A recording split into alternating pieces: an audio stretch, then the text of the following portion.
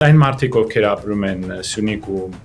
Վարդենիսում, Մարտունիում, Քյավառում եւ այդ բոլոր շրջաններում Սևանի շուրջ, եթե նրանք չեն անհանգստանում, ես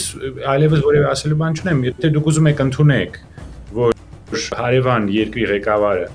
բաց ասում է, որ դուք իրենց պատմական տարածքում եք ապրում, եթե ձեզ Ղարաբաղը դաս չեղավ, այդ 120,000-ի գաղթական դառնալը ձեզ դաս չեղավ եւ դուք կարծում եք, որ մեր այս ռեժիմի անընդհատ փոխվող այդ բառերը ձեզ ինչ որ բանից կպաշտպանեն, շարունակեք այդպես կարծել։ Ես չեմ կարող, գիտեք, ամեն առավոտ զարթնել եւ էլի ջղայնանալ, ինչ որ բան բացատրել։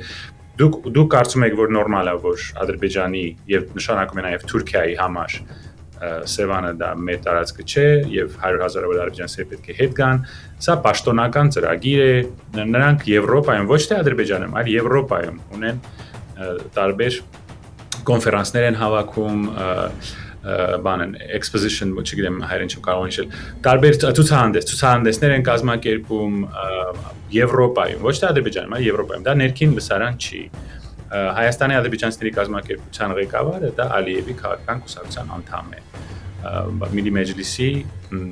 պարլամենտի անդամ, այսինքն սա շատ պաշտոնական ծրագիր է։ Եթե մենք ուզում ենք շարունակել մեզ խաբել, խնդրեմ, արեք այնպես ինչպես ձեզ հարմար։